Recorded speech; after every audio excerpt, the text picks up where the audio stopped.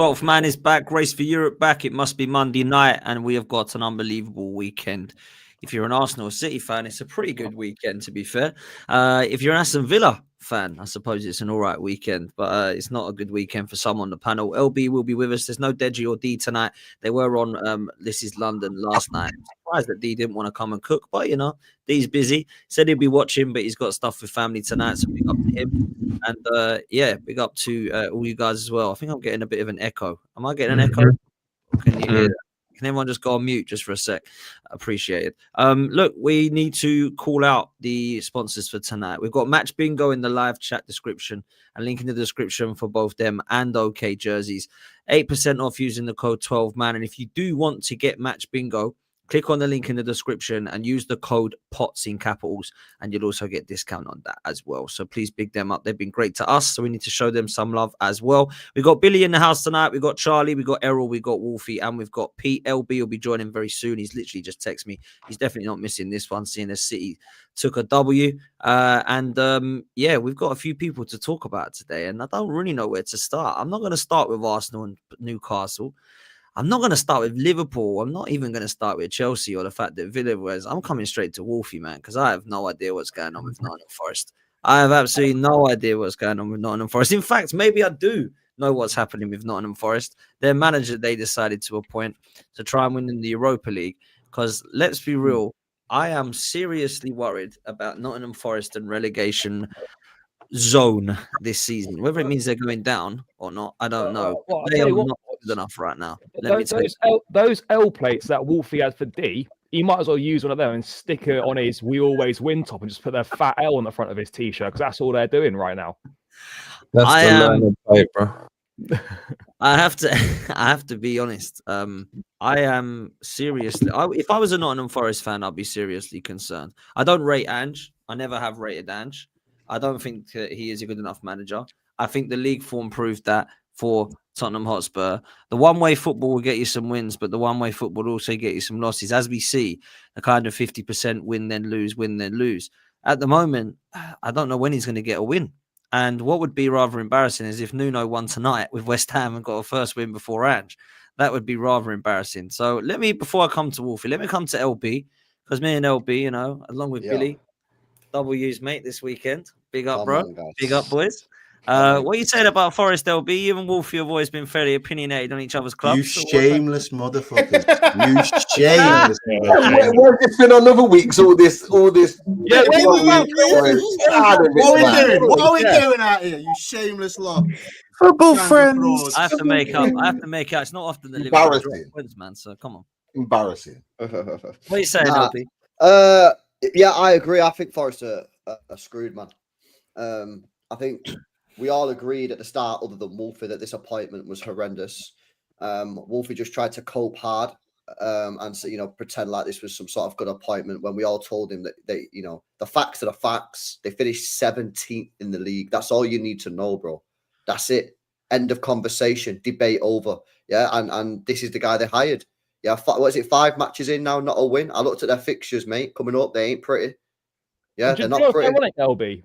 They sit 17th right now. He loves that position. It's mad, isn't it? It's almost as if, a manager that finished 17th with Spurs is probably not a good manager to get. But obviously, Wolfie knew better when we was having this debate 4 weeks ago, innit? You know what I'm saying?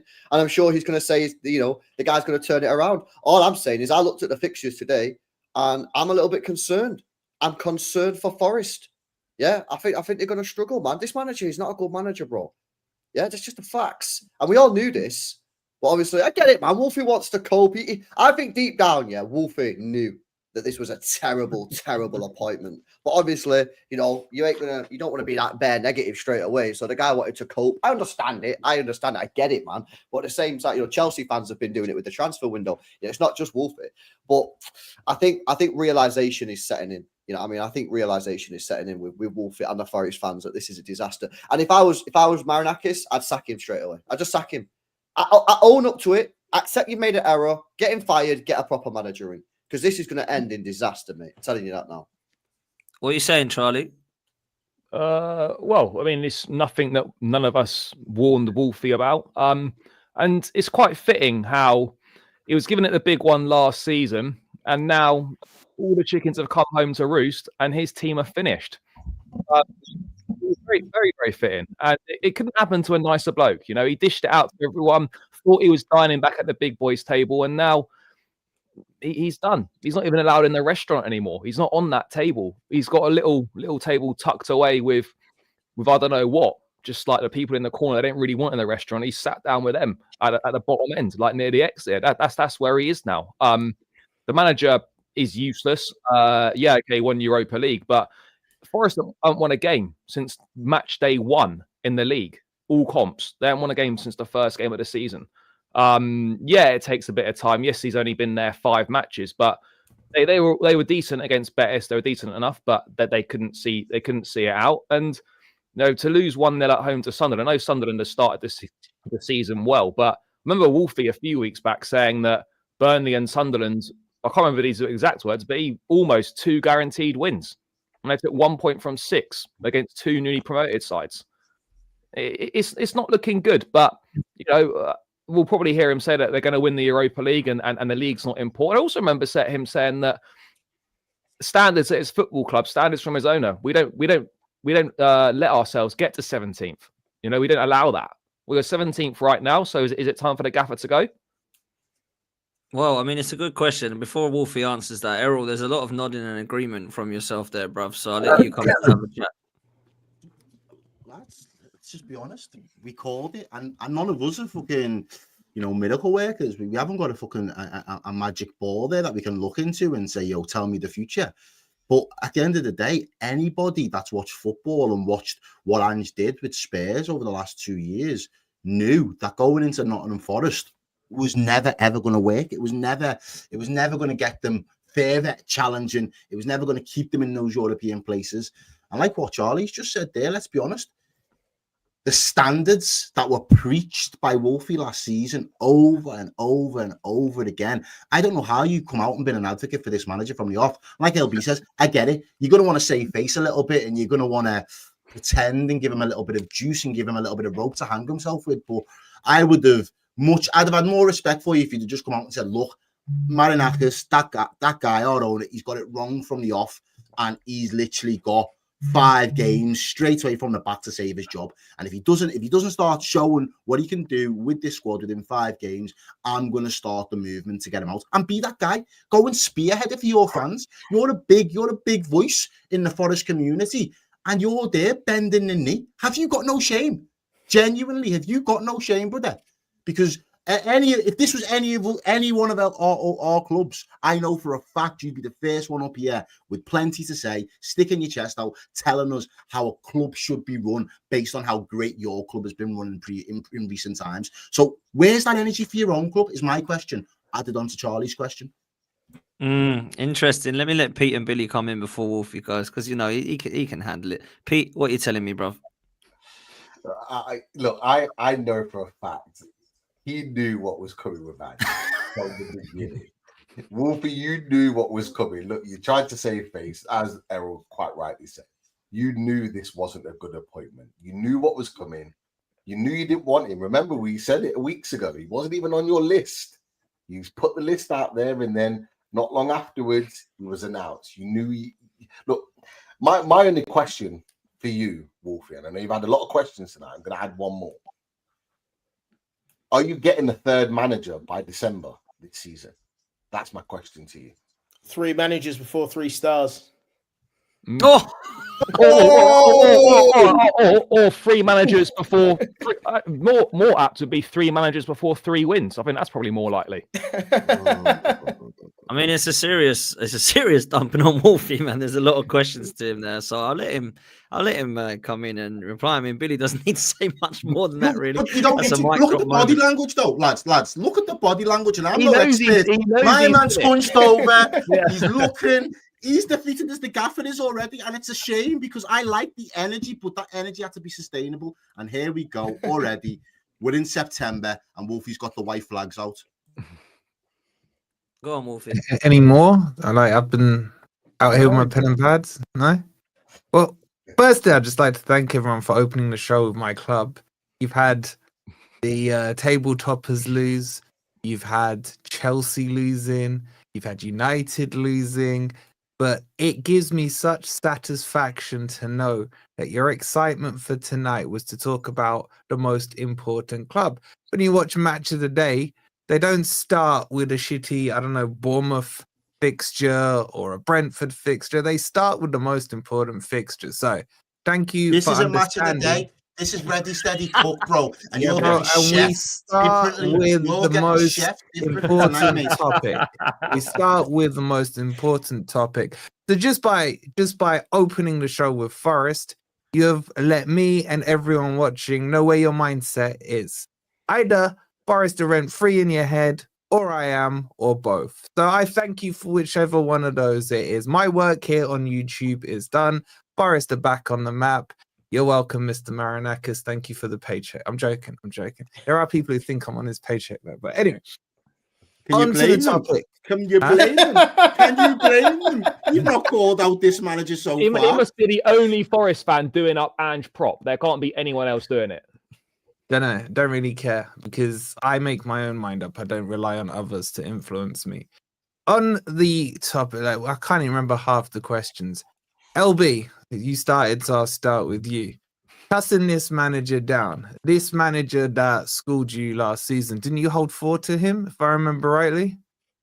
Was that Ange in charge? It's a one-off game. It's a one-off game. Manager who's It's a clueless. one-off game. One-off game. Everything's a one-off game. But the funny thing is, LB, you're prepared to take a 2-week period and run with that as if the sample size is so huge that you can do it. So if I extrapolated that schooling that he gave you and said that's going to mean you're relegated and you lose every game 4-0, that in itself sounds crazy, which is exactly what you've done by taking a 2-week period and suddenly Ironically, it was actually Spurs under Ange who started our 1 winning 14 off. So if you do want to extrapolate your current form, did you lose to him 4-0? Did you lose to him 4-0? We did, yeah. Okay. And then we also, and he was the There's no irony in that. You lost to him 4-0. No. But you just said, yeah, you want to extrapolate it. He was the manager who beat us in the first game in the 1 winning 14. So if you want to extrapolate your current form, it ain't looking good, Brev. That's the facts. That's got absolutely nothing to do with what I said. Bro, you're talking about Ange. You're talking about making a judgment after 2 weeks. Yeah, that's what I'm talking about. I'm saying you've not won a game since he's been there. I'm looking at your fixtures, and it ain't looking pretty, bro. You're talking about the fixtures like it's coming as a surprise to you that a Premier League team has to play another Premier League team twice in the season.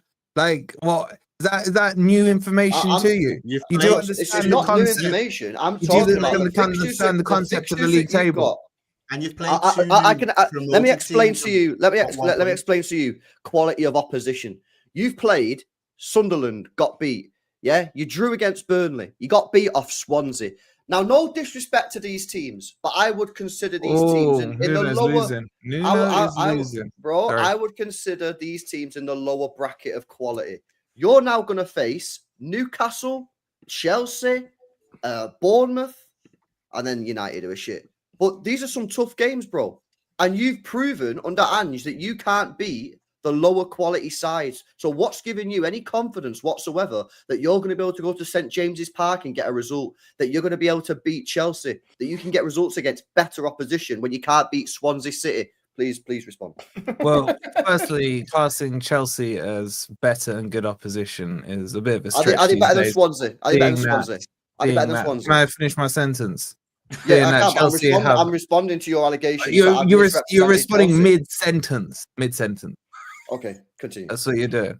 So seeing that Chelsea haven't won a game in the league in September, I mean, for me to quake in my boots at Chelsea is a bit of a stretch. And you mentioned United there. I mean, me and you both agree on our thought process on United. Big up to Amorim. I hope you're still there 1st of November. Please do not sack him before then. He might not have Ange by November, bro. He might be gone by then. No, we'll still have Ange.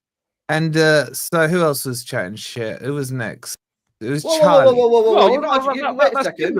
You've not addressed my concerns. What? Like, how long are we on here for? Like, I just and I can't give you a real for every single one of them. Wait a second. I just give you a really, really simple situation that you failed to beat Sunderland Burnley, and Swansea City.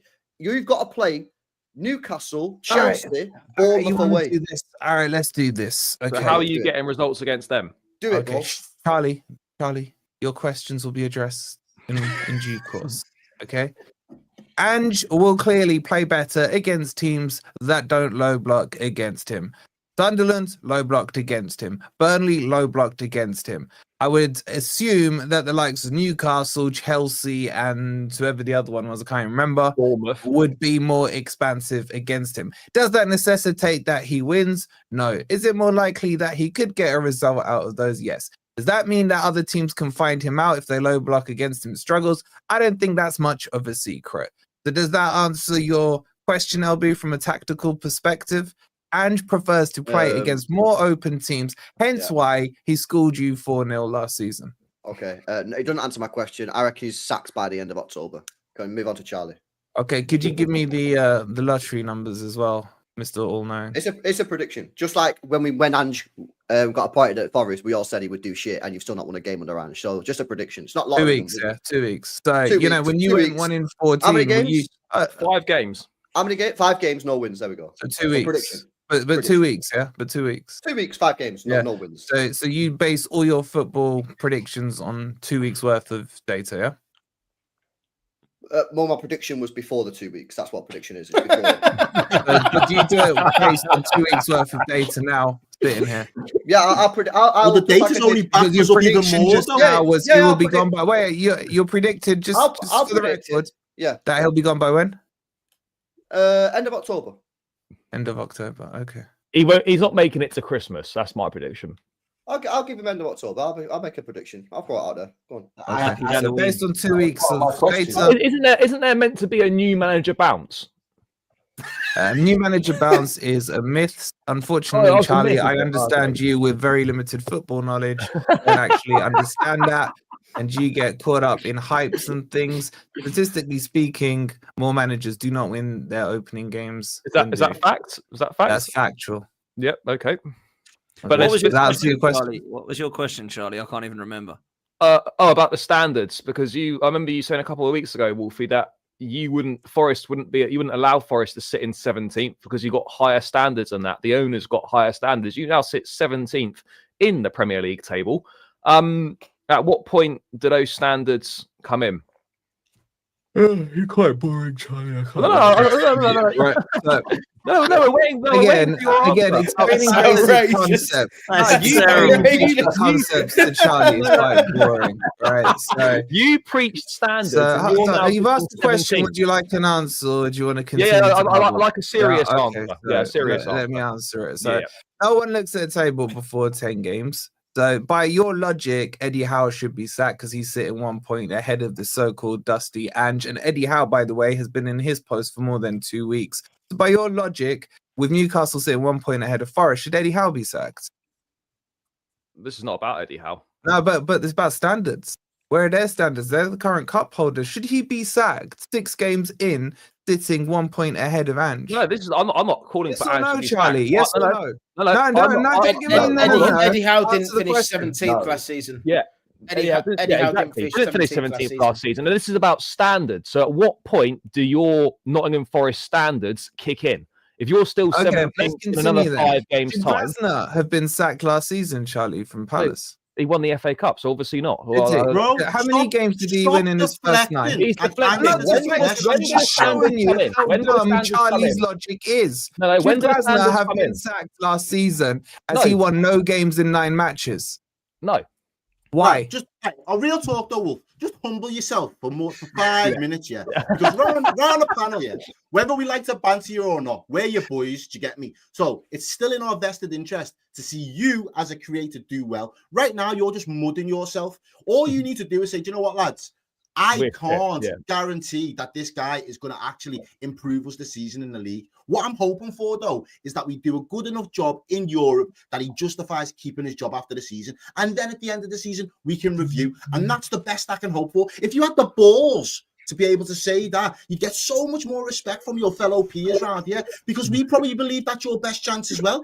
But instead, you want to deflect, you want to pass the baton, you want to point fingers at other managers instead of looking inwards at yourself and your own manager. Lad, your head honcho, the mafia boss there from Greece, he got it wrong, bro. And it doesn't take a big person to say, do you know what? You actually got it wrong. And on this occasion, I would have liked us to get X, Y, or Z manager, but we didn't. So now I've got to stick and play with the cards that I've been dealt. And until I see enough from him to prove otherwise in the league, I am going to be very skeptical of his abilities to turn our season around. It's not that hard, bro. Okay, but the thing is, Do you believe he's going to turn it around? wait, one question at a fucking time, boys. I mean, seriously, man.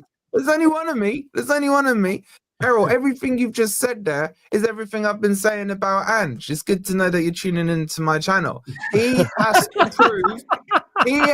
prove to me and the rest of the Forest fans that he is going to be that guy. I've never stated anything else. I've said even on the panel shows multiple times, if Marinakis sacks him today, I don't care. If he does well and produces, fine by me. I don't care who's in charge of my club. I just care about my club. But I am not doing the whole, as Hooks would say, YouTube thing that I'm going to judge him after 2 weeks. I didn't even banter Dan after 2 weeks on Scammer him. I gave him 2.5 weeks. So at least give me that dignity and respect, man, to give a proper time frame on it.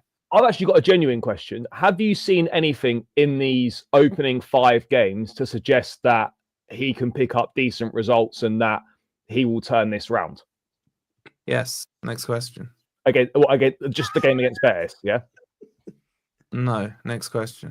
So you've seen stuff in the games that you were shifting. Elaborate? Let's not do this. Oh, thank you, Billy. That's a proper question.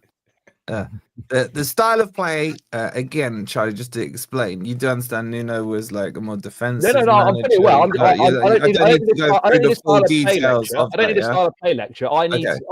You understand? I'm just checking. I just need to know what your levels are at. I'm understanding loud and clear. All I'm asking you is, from the first 5 games that you've not won any of, you played decent against Betis, fair enough, but you couldn't see it out. Have you seen anything to suggest against the likes of Sunderland's, Burnley's, Swansea's, and whatnot that this is going to improve and there's like something to hold on to? There's some light at the end of the tunnel.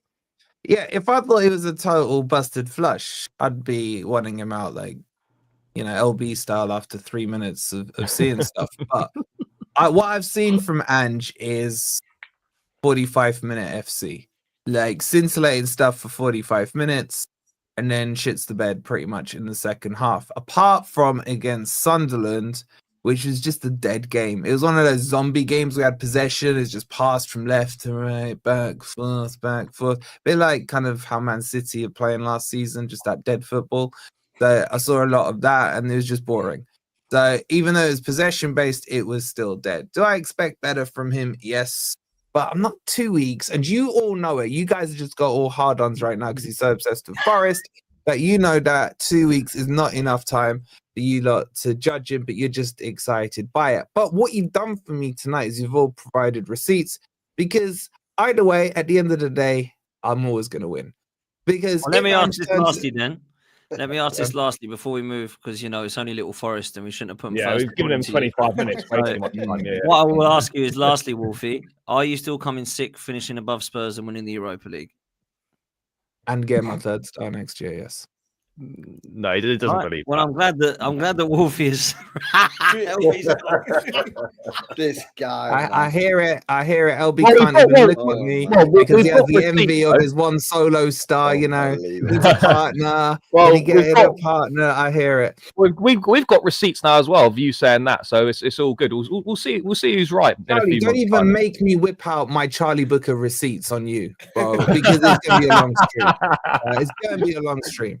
Should we ask the question that was put in the group chat the other day? Who finishes? Oh, what? Nuno or Ange? Nuno or Ange? Oh, West Ham or Forest? Because it was pretty unanimous. Well, I voted for West Ham because Lawless decided to do that right after I'd lost. But the correct answer is who will have a more successful season, and that'll be me. I'll be seeing my armpit hair as we lift a trophy, Lawless will still be seeing no hair, so let's be real here, right? Oh man, that's such a dusty question to answer as well. Who's going to finish high on Forest or West Ham? I know. Dear It's me. like, is Lawless trying to keep himself relevant? I love I think Lawless. so. Shout out What to would you Lawless. do if West Ham do finish above you? He's sackable. Bro, that's like such a dumb question. That's like saying, like, But what would it's you a do? genuine possibility. No, it's though. a genuine possibility. I'm What just would asking, you like, do tomorrow Like, if in fact, it's Mourinho beats likely. your team? What are you gonna do, Charlie? You gonna sit quietly in a corner and jerk off? Well, I don't know that's what totally kind of different. question that is, No, man. that's totally different. It's totally different, is it? How's it Yeah, different? You're talking about one of my ex-managers. I'm asking you about one of your ex-managers. But this is a What are one-off you gonna match. do There's tomorrow different if competition. Mourinho beats you, Charlie?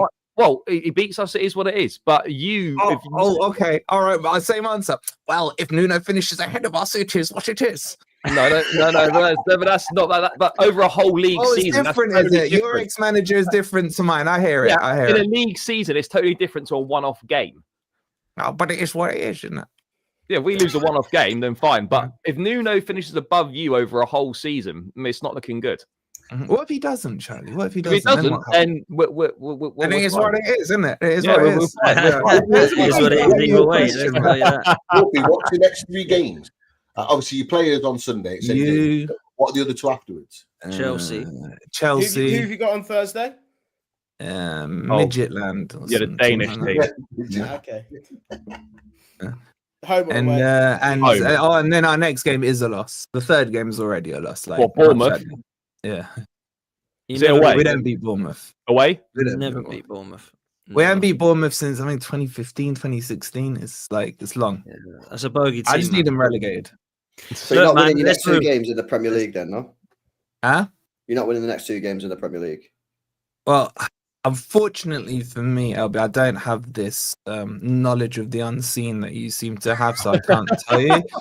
But if I was to predict it, I would say it would probably beat Chelsea because they are. No, you won't beat embarrassing us, right mate. You won't beat us. now. Okay, just like you said that about Brighton, I hear it. But just like I said that you wouldn't beat us last season, and we didn't. And just like you told me and Pete, you're in a title race. Was that the words, Pete? I You did can't say that, quite Charlie. remember. I did say that. Yeah, I did say Yeah. that. And just like you told us last week, you'd be happy with regression over progression. No, I didn't No? say that at all. No, No? that's nonsense. What? No, that's No? bullshit there. Yeah. No? Okay. Oh dear, what a section this has been. I'm so glad I started with this one first. But let's move to the actual title race as we see it right now. Liverpool, wow. I actually didn't expect that, Errol. I can't even lie. I like Palace. I think they've been excellent. But I just thought the way Liverpool were, that they would just get something. And I really thought, watching it in the pub, the results come in. I was with my brother-in-law. I see Michael Dawson going mental. And I thought, here we go. Liverpool have just scored a winner. And then it was Eddie Nketiah. And it went to, look, I've got to be honest, they deserved it. They were so much better. I watched the game back and I thought, wow, Palace absolutely smashed them. And I have Did to you say, watch the game back or did you watch highlights? I watched the highlights. I didn't watch the full 90. Yeah. But the chances I saw of Palace, what did They you should have been. would that have made a difference? 4 goals. They After should have the scored full 3 or 4 goals. Palace. They should have been 3 or 4 up. Easy. Look, Oh, don't do that, bro. Don't do that. Was the full 90? Was the full 90? Let's have it right. Hey, let me speak. Are you I going to let me watched the speak? whole game, right? And Palace should have been 5-0 up. Are you going to let me speak? Are you going to let me speak? Don't do that. Don't. I do like that. it how he don't said, "Oh, did you score. watch the full high 90 or the night?" Because if you I watch supposed match to of the say day no, highlights, bro. it Bro. wouldn't have given the true reflection of the game the highlights. But the full 90, it would have shown you that Liverpool deserved to win. I don't know what we're doing here. No. See, Nah, I'm not having it. yous are all assumed my position, and yous are all way off base. If we call a spade, Palace should have been out of sight within 45 minutes of that game. Yeah. They was absolutely mustard all over us in the first half. And especially, do you know what? And this is where I will say, sorry, Billy, I have to say it. Alisson Becker is the best goalkeeper in this Premier League because Alisson Becker is the only reason that Liverpool were able to get into that second half with a respectable 1-0. Now, I don't really care for whether it should have been a corner to be a goal or to have been awarded so that gets them their first goal or not. Because quite frankly, Palace should have and possibly could have and should have scored 2, 3, 4 more goals before half time. They was brilliant.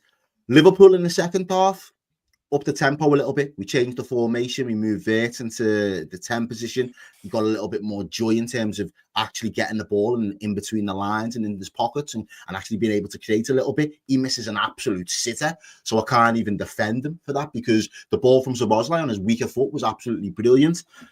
And to be honest with you, I'm actually not surprised.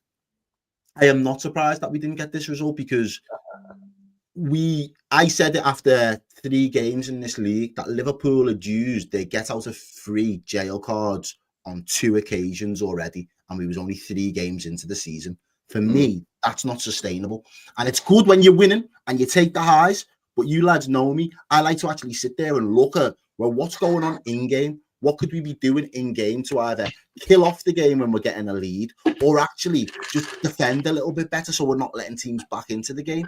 And unfortunately, the answers to that seem to be getting more questions than actual answers at this particular moment in time. So as a Liverpool fan, I've got to hold it this weekend. We wasn't good enough at all. I don't think we would have deserved the draw, even if the draw would have went our way. But the thing that I'm relying on now, or what I'm hoping for, is that this has similarities to the Forest game from last season. Getting beat there in a game slightly different, to be fair. We was probably the better side against Forest, and Forest punished us. They caught us off guard. Better side, my ass. Okay, that's fine. That's your opinion. It is what it is. Either way, Forest, that was under Nuno, and Forest deserved to win because of the way that they held out and then was able to actually be clinical the other end of the pitch. So I'm not taking anything away. I'm just saying the balance of the game was very different than the balance of the game on the weekend. But I hope that the message and the reaction from the lads is still the same. We've got beat by a team that we should be beating, despite how good Crystal Palace are, despite how great they've been so far. They haven't. I think they've been unbeaten now. Is it like February or March? 18 or 19 games, yeah. So it's an incredible run that they've gone on. Got to hold your hands up and say, fair play, congratulations. If D was here, you know what I'm like, lads. I'd have said the exact same thing to him. Got on 18-game unbeaten run. The fact of the matter is now, I hope that our lads put in a reaction in their head and say next week, or when we've got to go again, we will be better. We've got some big games coming up, and that's where the real tests are going to be. But for me, from day dot, the performances have just got to start coming out. At the end of the day, Liverpool perform, we win. I don't like this. Let's just win to get the result business because it's not sustainable, and we've already proven that after 6 games. You start to see the cracks. Yeah, ultimately, I just want the balance back, and I want to start to see some performances. I thought we almost had it in Atletico, but we let them back into the game. It became a little bit basketball-y. We need to start putting performances. We need to start getting some 3-0s, 2-0s on the board, and just give us as fans that confidence that actually we have got the resilience to just keep going and getting back on that run. Do you think, right, and I'll ask the panel this, and Errol can come in as well. I saw this on somewhere on social media saying that, and George actually said it, Wolf, you'll know this from the Let's Talk Ball show we do, and maybe you guys don't, but George said, I think it might be too many cooks. I can see why they're buying these players, but it might be too many cooks. And we all laughed and just rolled our eyes like, oh, God, what, really? Isak, Wirtz, you think that's too many cooks? And then I saw something on social media which suggested that Slot has broken up and unsettled a title-winning side to try and make them better. And it's going to take a few weeks or maybe a few months. And now I'm starting to look at George and think maybe that wasn't a crazy statement. I don't know what you think as a panel, but is that where it's gone wrong for Liverpool, do you think? Wait, are you saying the manager is allowed time to put a squad together? I'm a little confused. A manager that's won something, I suppose. Yeah, manager that's won the Premier League might be. A manager that's won something, like Ange. Yeah, I hear it. Ange won the Premier League, yeah. When did he win the Premier League? I think that was a beautiful speech by Errol, by the way. Like, very humble. I may take some notes about how to be humble and what. There's just one thing that was missing from it, Errol. Do you remember when I showed you my watch last week? No. And I warned you. You remember the 007 special edition? Yeah. Remember that, and you came back with an answer that all Liverpool fans have. I don't know if there's a script that goes round, in Merseyside or what have you, that you didn't really care as long as you were getting the results, didn't matter, and what have you. Why didn't you speak on 007 in that beautiful speech? Okay, so you wasn't listening to me. It have been when you went off screen. I actually did speak on 007 and mentioned the fact that he missed an absolute sitter and he needs to be doing better. But I can repeat it in case you did miss it. I've got no problems with doing that because he I did was miss an off screen, absolute. so I do Yeah, apologize. it's all good. He did miss an absolute sitter. So Boz, like, on his weak foot, put on a plate for my man, and he fucking couldn't finish his dinner. I was fuming. Bro, it happened. At the end of the day, it's not been good enough. And like to the point that you say, to the point that Dan was trying to make before, I don't necessarily think it's too many chefs that have spoiled it at this particular moment in time. I just think, as with anything, in terms of when you bring in a new raft of players, City have been going through it. I know Chelsea have gone through it.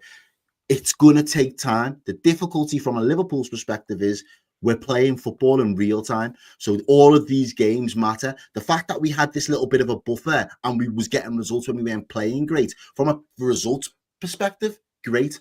Happy, fine. But from a performances perspective, there have been questions. I've been asking questions. Other Liverpool fans have been asking questions, and rightfully so, because the performances are not good enough. Can we say we've got the mentality at times to get the job done and get us over the line when push comes to shove? Yeah, we've seen it. So we've got a little bit of evidence of it. That's great. But is that a sustainable way? Do you know how much, like, as a fan, it's draining to watch every single game so far this season, whether we've won or lost, has gone down to the wire. It's only September, lad. I've got this on because I'm hiding greys right now, bro. Like, I am fucking, it is draining, and that's the truth. So, and I'm a fan, so imagine what the players are feeling like. It's not a sustainable way of playing football. Slot has to now find a way that is more balanced, that allows us to win games in a much more comfortable and controlled manner, considering the quality that we've got at our disposal. And I don't think that's a crazy thing to say. No, that is The thing with that, though, is that you're looking at this team, and yes, you've improved with a lot of attacking talent, apart from, well, Ekatike, you got the rat in there as well, but you're conceding a lot more goals, and you look a lot more susceptible to conceding goals as well. That's the big thing. You're conceding big chances. You can't just expect Alisson to bail you out all the time. And this is the thing. Like, I know what you're saying. You want that more settled period, but I don't think that defense looks good at all. I'm going to be honest. The Bosley's our best right back, and he's a midfielder. It's great. I think Kirkes is not looking good. It has not been a good money buy at this point in time.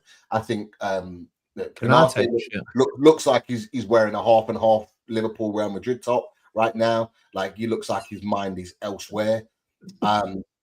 And Frimpong is okay. He's had a decent start, but I would have two games, Peter. If you've watched them last 2 games, he's been shaky, and I like Frimpong, but he has been pretty shaky, lad. I would have expected more from him, considering what I saw at Leverkusen and considering obviously what you paid for him to come in. But I've got to be honest, out of all of that, I think Van Dijk's been average too. I really do. I think he's been all right. I think you know what? Just positional play. I'm just watching him. Maybe I'm wrong. I'm just watching him. Sometimes his positional play is not off. For me, I don't see him. At the same time, though, Pete, he's trying to hold down that defense on his own because everyone's acknowledged that Frimpong's not been great. Kanate's been awful. Kirkes hasn't settled. So he's in that defense, looking at his 3 other teammates and going, "Fucker, are you doing?" And he's probably trying to hold it down himself. Then you've got Alisson behind, who's facing loads of shots. I think at some point, like, that defense will click into gear. It's just going to take a little bit of time, man. Do you know what I'm saying? But Canate, bro. But like you're saying, Albie, if it takes time, are Liverpool going to be not necessarily victims, but are we going to be susceptible, as Pete says, to giving away more big chances, conceding more big goals in games that matter, not having the level of control that's required, and ultimately dropping points as a consequence? Or can we now go into some of these big games in this next fixture run that we've got and fix up in real time? That's the big question. And that's what I haven't really got the confidence at this moment in time to turn around and say, do you know what? By the time we play United, we'll have a 6-point lead at the top of the table again. It'll be all plain sailing and we're going to keep smashing it, because there's no guarantees of that. Other sides, namely Arsenal, they look hungry at the moment. City don't look a million miles away, even if you're not convinced. If everybody else is going to have indifferent form, we know City will still be in and around that chasing pack. There are some other teams that are surprising us at the moment that it might balance itself out come the end of the season. I think Liverpool as a team have got enough to be better than the rest, But in terms of going all the way to a title race and running away with this league, I think that's really, really premature at this moment in time, to be honest with you. But that's the risk you take, though, when you bring in 4 or 5 new starters into a team where you're basically changing almost half the team outfield players that won the title. Both fullbacks have changed. You've got a new centre forward. You've got Ekitike, who probably stays off the left or could play off the left as well. So you're looking at like four players will have come in that are all new to the team. Verts as well, 5. It's like half of an outfield team has changed, and are people really surprised that it's not really clicked into gear yet, and they're still getting by on moments and mentality and digging in? Like when you change half your team, it's going to take a bit of time to get going. But Errol's right in terms of when you're going against Arsenal, who have got ready-made stars, and it's a team, and those guys won't need long to sort of get used to their surroundings. You haven't got time to, bed these guys in. You've got to hope they hit the ground running straight away. Otherwise, you will lose ground in the title race. The fullbacks have been disappointing, but half the back line's changed. I mean, do people really think that these things are just going to instantly work from game week 1 in terms of them players coming in? And this panel at times, how the likes of LB and Charlie have subscribers to their channel is beyond baffling at times. The fact that you two can be so hypocritical on the same live stream is mind-boggling. What? Explain. Mind-boggling. Please explain. Their defense, LB, and said, yeah, it will settle down. It will take time. This freaking fraud here is saying, what do you expect when 4 new players are integrated into the team? Well. Bro, I spent 14 players. 14. And you have the audacity to sit here and say 4 players will take time. The hypocrisy is on another planet right now, man. Oh, Wolfie. By the way, their defense, big issue. Because who's their backup? 1 injury, game over. They got Joe Gomez, mate. It's all good. Will he take time settling, Charlie? No, he's been there for years, mate. Okay. He's good. Yeah. Errol, can we are we allowed to have a conversation about the rat yet or not? By all means, my mate. You know him better than most on this panel, so go on. Well, I'm asking you, what is your assessment of him so far? Like, apart from he's undercooked against championship opposition, like, what do you think?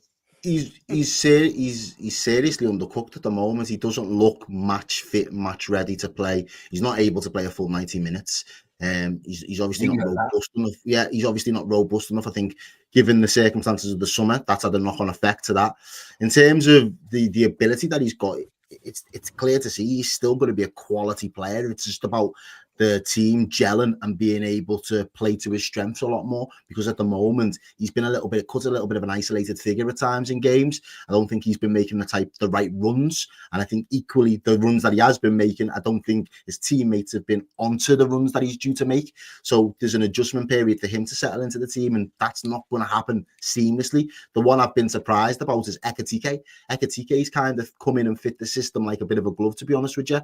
And I know his antics last week will have him, there'll be a few detractors, there'll be a few people, calling him for what he did. But in terms of what he's done when he's been on the pitch and performance-wise, I think he's been brilliant for us. I think he's gonna.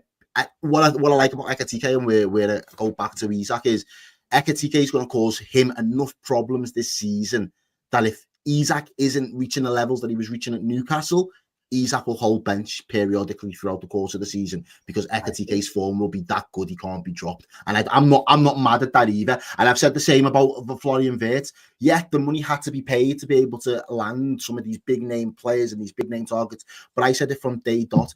Florian Wirtz to me felt like a luxury signing. He didn't feel like an essential. He didn't feel like he was made to be a fundamental ingredient in this team. He felt like he was adding that salt-based salt on top of this wonderful steak. And at this moment in time, it doesn't taste great. I'll be honest. I'm not a big fan. But does that mean I'm going to write it off and say that it's never going to be any good for us? No, because that would be a little bit naive and premature as well. And, anybody knows me. I ain't that premature guy. So, just let it be what it is. Errol, would you drop him? Would you drop him for Ekitike? Would I drop Wirtz for Ekitike? No, Isak? Isak. Tomorrow? Yeah, and it's, at the moment, it's not really about dropping. No, it's not really about. It's more about obviously who's got the ability to play 70 minutes and then who can come on and give us a really good 20, 30 minutes. And I think that's where the balance is for the time being between Ekitike and Isak. And at the moment, Ekitike wins the 70-minute battle for me at the minute. Just based You on got to test the right away, man. That's tough. That's a tough game, and they've got some big players. Some ballers. Sane's in there. You've got some really good players. So if you get an electric Alexander Isak on a regular basis for 70+ minutes, then your manager is working wonders. I'll just put that out there. Because what I watched on Saturday is what we saw for long periods of last season. Yes, he had a good goal scoring season, but I don't see the work rate you talked about in making runs and doing runs. I didn't see that. And this is what I was going to say. What is it that we need to get out of him from now, Pete? Because you've seen him and you've watched a lot of him. I haven't watched as much. What is it that we need to be doing to get the most out of him? Maybe I'm looking at him and I'm looking at an attitude issue. He's not willing to run. He's not willing to make moves. I'm seeing arms up in the air, frustrated. I never saw that once at Newcastle. I'm seeing that now, and I'm just seeing a different change in attitude. I mean, what 20 touches in 70 odd minutes of football? For me, nah. 130 million, and he's going to be put on that every time, by the way. 130 million every time he puts in a bad performance, and I am going to be right at the front of the queue waiting every single time. That's the thing. That's the thing with Isak. Yeah, he's 002, and to be fair, Walter Mader, whatever you call him, he's got two, isn't he? Look, man, I'll be real. I think when you spend that much money, like we did on Rice, Rice hit the ground running. I know it's a bit different with Wirtz because he come from a different league, but at the same time, that price tag, everyone was like, "Oh, I still had their pants pulled down." That is going to happen now with Isak and Wirtz if they continue. But I think Isak will absolutely kill because I think he's that good. And Florian All I'm going to say about Rice, though, Potts, is if Rice doesn't bring me a trophy this season, he's a poor man's Jordan Henderson. That's all I'm going to say about Rice. Bit harsh. No, it's not harsh. Bit harsh. No, it's not Rice, though, is it? But that's what I'm saying. If he doesn't bring me a trophy at the end of this season, he's a poor man's Jordan. That'll be 3 years, no trophy for Rice. That's just factually incorrect, technically, isn't it? He's clearly better than Jordan Henderson. No. Jordan Henderson was a captain of a Premier winning, Champions League winning. Liverpool squad. There's people that have a conversation about Henderson, being a better captain and all the rest of it than Steven Gerrard because he delivered trophies that Gerrard didn't deliver. Yeah. So, to be fair, I think that's talking. I think that's a fair. That's not a crazy. That's not a crazy shout, dog. It's not a crazy shout. No. We're talking. Potts might not like it. You might not like it, Potts, but bring me the trophy. You're looking at the wrong thing. What you should really be saying is Jurgen Klopp is a better manager than Mikel Arteta. That's what you should be saying. I already know that, though. I already know that doesn't need to be said. Yeah, but that's the point. That is the point you're making without realizing it. No, I'm really not. I'm really not. I am really not. You think Jordan Henderson is a better footballer than Declan Rice? Jordan Henderson, for the price that we paid for him, has delivered more in a Liverpool shirt. That's not why I asked. That's the statement. That's the statement I'm making. That's the statement I'm making, my friend. That's what you need to make then, because you said he's a poor man's Jordan Henderson, and he is. That makes out technically he's worse. If you would have said he's won less than Jordan Henderson, I wouldn't be having this argument. No. All right. So, but he still would be a poor man's Jordan Henderson, though, because the same way Jordan Henderson came in to succeed Steven Gerrard and get Liverpool back to where we was. We didn't think it was going to happen, but lo and behold, he went and done it. Declan Rice was meant to come into this Arsenal team to take Arsenal back to new heights and be the difference maker to win you trophies. We are yet to see it. If he doesn't do it by the end of this season, I'm putting my flag down saying, he's a poor man's Jordan Henderson. You do that. Are you saying he's a flop then, Errol? Are you saying he's a flop? Rice over Henderson any day. There's an argument. But that wasn't the question, though, Potts. It's not about Rice being worse than Henderson. But that is my question. Are you saying that, Errol? That's if what he I think doesn't win a trophy, you're saying Rice is a flop. I've not heard Rice is better than Henderson yet from Errol. That's all I'm saying. But I think that's without question. Like in terms of individual ability, Rice is a better player than Jordan Henderson. That's not his argument. But so I don't think we can call him a poor man's Jordan Henderson, unless you say who's won more in the game. That's a different question. The point that I'll say is is that You're being very disingenuous here, Potts. Yeah. You're being very disingenuous. You're my friend. just You are saying it right, wrong. Errol, You're if just I'm saying being it wrong. honest. That's all it is. what I was going to say. We actually agree. You just need to say it differently. I remember when you guys were jumping up and down for Declan Rice being signed, as talked about as being the needle mover in terms of making the difference. The next captain. But the point that Errol's making and Charlie's making is that if you don't win the title this year, that's 3 years of. I like what we're doing here. I like what we're doing here, but it ain't going to work. If you don't win the title, I like what we're doing here, but it ain't going to work after I've just said much. title, There's a lot more people getting cooked tonight, ain't me. Trust me. I don't get this argument. It's like I know this is what happens to me. I've been winning 5 games on the spin, and you're still trying to cook me. You can hold that. You can hold that. Yeah. for what it's But worth, isn't this like saying, oh, Harry Kane was so crap because he didn't win anything at Spurs? Yeah, it is actually. Yeah, but he did bottle everything at Spurs, didn't he? Yeah, that's factual, isn't it? That's what I mean. I think it's a misunderstanding of what I know what Errol means. I'm kind of half joking, but I can't have Henderson's better than Rice. So anyway, let's move. No one said that, because- but anyway, yeah. No. Okay, let's move. Because LB, me and you had a nice weekend, bruv. Great weekend. Manchester City, quite easy job against Burnley. Although 1-1, I was thinking, oh, hello. But then you just battered. We just had to make it a bit interesting for the. Yeah, that's it, bro. That's it. I actually went for 4-0, but I got the right goal thing, but 5-1 or 4-0.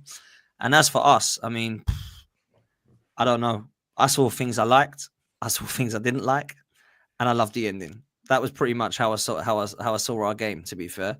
And I don't know if you would agree with that, LB, with Arsenal and City, and how much of a title race are these 3 teams, if it is just these 3 teams, going to make it? City, Arsenal, and Liverpool. Some people are saying City won't be in it, but you're only 3 points behind Arsenal, I think, or 3 points. I can't remember. So are you going to take this to the wire this season is my first question. And secondly, what did you make of Arsenal's performance, bro? Yeah, so I think all 3 of us are going to be. I think the 3 of us are the only teams that are going to be in this title race. I think it's going to be mad close.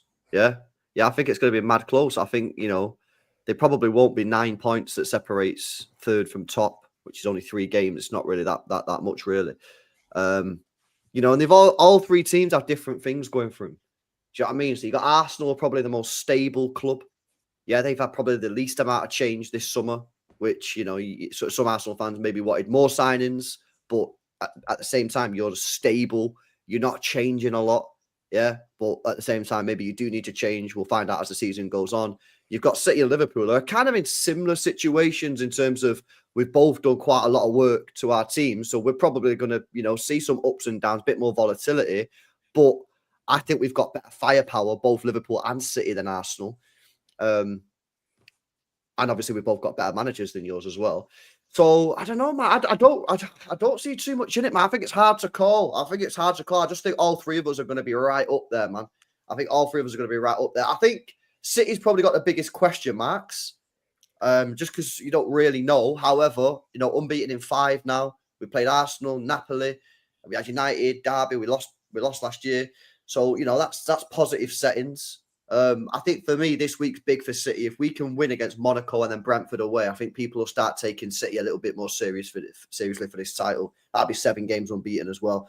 So I don't really see too much in between. Haaland as well, man. Like I see some people like to disrespect him. He's the best striker in the world, isn't he? Let's just say clearly he's the best striker. I mean, come on, man. Look at his numbers. It's fucking ridiculous. And I actually think, and I've already said this, but I'm telling you as a City fan, I think this is the best version of Erling Haaland that I've ever seen at Manchester City in terms of his overall game. His overall game for me right now, I've not seen him play like this. Now, other seasons, he might have scored more goals. By the way, I don't know if you've seen that stat that was going around. This year, he's got 8 goals in the Premier League. Worst start, isn't it? It's his worst start in the Premier League since he's been at Manchester City. He's got 8 goals. So I think, I don't know. The thing is with City is, right, our spine at the moment is phenomenal. No one's really speaking about it. You got Donnarumma, Diaz and Gvardiol, Rodri when he's fit, Foden who looks good again, and Haaland. Yeah. And then it's outside of that for me is like we got question marks about the right back, question marks about the left back, question marks about the left winger, although at the moment Doku's slamming it, question marks about the right winger. I got no problems down the middle. It's outside, on the I agree areas. with that. So, but if Huzanov can keep playing like he is, because he's been fantastic, Nico O'Reilly actually looks better than Aït-Nouri in these early moments, which is kind of mad, but he's looking really good. Doku's on smoke. That's 3 out of the 4, cooking. So for us, I still think for me, Rodri's the big one for us, as we all know. Like, Isn't he injured again? I don't know if he was like injured, but he basically said he just had a little bit of ache in his knee. He's gonna though, isn't he? He's gonna, man. He's gonna have just come back from an ACL. Yeah, we've got to just manage him. I think for me, it was probably slightly silly to play him against Napoli last week, but we got the win, so it is what it is. But we'll see, man. You know what I mean? I don't know. Who's going in there then when Rodri's not out at the moment? It'll be Nico Gonzalez. He'll probably play Bernardo or Kovacic next to him, folding in the 10. That's what I do. I think that's all right. That'll probably get you wins against most sides. Against the better teams, I don't know. But I don't know. We'll see what happens, man. You know what I mean? Like, we're thereabouts. But the thing is, because we had a poor start, we can't really afford to drop any more points. Liverpool dropped points. They lost, still top of the league. Yeah, because they had a fantastic start. So the pressure's not as bad. Whereas we know now, we got 4 more games until we play Liverpool. And then we play Newcastle straight after it. We can't really afford to be dropping points in these next 4 games. Because if we do, that just means that you're definitely going to have to beat Liverpool and Newcastle, which is tough as it is. So we'll see. As for Arsenal, who have you got, LB? Sorry, we got Brentford away this Sunday. We got Everton at home. We got Bournemouth at home and Villa away. So it's so. You know what I mean? Like, not is what it is, isn't it? Like, but, what's happened to Doku this season? Because he looks like a different player. Like last season, there was quite a lot of inconsistencies, but like every time I've watched him this season, he looks unreal. So the big one for me, I think we've got him more infield. And you know what's funny? I don't know if Pete remembers this, but the first time we ever done it, it was against Newcastle at St James's Park 2 years ago. We basically played Doku as like a midfielder, and he was causing all sorts of havoc against Newcastle in that game. And then we didn't really see it again for ages. And then Club World Cup, we started to see it Club World Cup, yeah. And I don't know if it's Linders, because I remember when we got Linders in, I seen an interview that Linders said. He said Linders wants to play with inside forwards. Maybe Errol will know a bit more about that. And that sort of makes sense, with the Manes and the Salahs like tucking in. But City, with Savio and Doku over the last couple of years, have played him as touchline wingers. So Doku's on the touchline. This year, Doku's so far in field. It's insane. But I think Doku's also under pressure because he knows he's got to perform this year. He said it himself. But he's turning up. I think getting Foden into the box, Reinders into the box, he's got extra men to aim for rather than just Haaland. That's working. He's already got 2 assists for Haaland this season, I think now. He only had 1 assist in the last 2 years of Haaland, which was wild. So things are going well. I just think City are a vulnerable team. We're a little bit fragile, man. You know what I mean? Like one dodgy result and everyone will just be like fucking wounded again. So we'll see. But as for Arsenal, to be honest with you, bro, I said it to you this morning. I did a watch along, I'm not capping. Even at 1-0 down with 10 minutes to go, I was telling the chat, I said, they'll win this game. Yeah. Yep. I said, they'll win this game. It was so obvious to me that you was going to win that game. And Pete could have his say on it. But it was just obvious, man. Like, you was getting into good areas. And, you just feel that, they're going to score in a second. Then you got the first one. I said to the chat, trust me, man, it gets worse than this in a minute. And then they scored the second. There you go, bang. And it wasn't no copium thing. I just genuinely believed you were going to win the game. But also, though, like, Arsenal were decent because it weren't just the set pieces. Like, they were creating chances in open play. They looked dangerous every time they went forward. I was disappointed in Newcastle. I expected a lot more from Newcastle at St James's Park. I know they took the lead, but Arsenal were considerably better than them. I felt Howe got the subs wrong in the second half as well, trying to defend that lead. I felt that with 45 minutes to go. Technically, there was still 45 minutes left to play. I think he got that wrong. I was surprised to see that. I was disappointed in Newcastle from an attacking perspective. I know Valtemada scored, but I didn't see much from the likes of Gordon. I didn't think Elanga was great when he come on. Timber, mate. Timber locks up Gordon. Last year. What, Gordon? None of you listen. You hear what I say, and then it just goes in one ear and out the other. I listened to you, Pete. I said the other day to the judges. I remember I was on your show, Pete, and the judges like, Gordon. I said, nah, I don't rate him. I don't rate him like that. I don't. And no, he's good. He's not enough. But you did, though. It's only because I was saying to you, I remember it was around this time last year, you guys were bigging up Gordon because he was doing little bits for England. And I said, he ain't been good. He's not been good. And he hasn't been good since. And he Timber locked him up, man. Completely locked him up, Timber. Timber was our best player, I thought. He was absolute quality. I'll give you my Newcastle perspective because you boys have talked about different things that were wrong in game. The mistakes were made before the game even kicked off, lads. And it was the setup of the team. This is the one time in isolation that I can absolutely say Howe got everything wrong yesterday. he got everything wrong. The setup of the team. I'm sorry, I'm sick and tired of seeing Burn at left back. Like I'm done with it. Like when I saw the lineup, I thought, right, okay, 3 at the back, 2 wing backs. The team is set. Why he's put Burn left back, I've got no idea. It just completely like gave a negative to our tactics, because at that point Arsenal knew that they play and allow everything to go down that left-hand side, because when you've got Burn there, you don't create anything. He's not a creator, he's not a left back. And so the tactics were all wrong. But even more than that, within the first 5 minutes, I could tell that something was not right, because we start with intense. We start with fire. We start and we really go at teams, and we didn't. And it was almost like I remember Gabriel at one point, at about 4 minutes in, he's kind of looking around as if on the pitch, and he's just to say, "Where's Newcastle like bombing into us and big tackles and getting stuck in and a high press?" There was none of that. Bruno for me was the example of what we weren't yesterday. I thought he was absolutely shocking. And I was pulling my hair out after about 4 minutes, because he was just kind of prancing around the pitch, lightly jogging around the pitch. There was no intensity. The guy's wearing the armband. He should set the standard of where we are as a team, and we should keep to that. And Arsenal played some lovely football. I'll just make it clear. Arsenal fully deserved to win that game, regardless of the fact that it was still 1-0 at 84 minutes. You absolutely deserved to win that game. The football you played was brilliant. You created the better chances. If it wasn't for Pope, the game would have been done at half-time. He made, 3-4 world-class saves to keep you guys out. Eze, I thought, looked brilliant.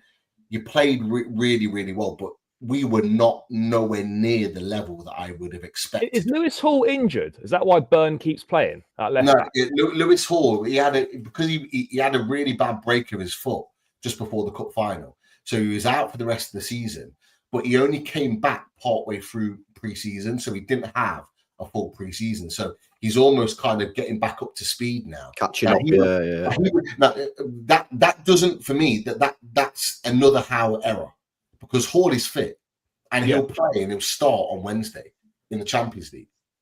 The fact that he didn't put him in the squad was an absolute neglect of the team, because as we saw with Livramento getting injured, we then had to put Dan Burn. We didn't, but we ended up doing it, putting him left wing back. It was just an absolute comedy of bad judgment and bad errors of team selection in substitutions. Lascelles should have never come on the pitch. It was the worst thing we ever did. Because he actually made us look worse at that point. At that point, I'd have rather Trippier go left wing back, Cracker go right wing back, or we bring Louis Miley on and add an extra midfielder in there, and we would have sat better because we'd have held possession. It was just a comedy of bad errors all the way through. But props to Arsenal. They kept digging away, and I'm with LB. I'm looking at this at 84 minutes, and I'm standing there and I'm going, please hold out.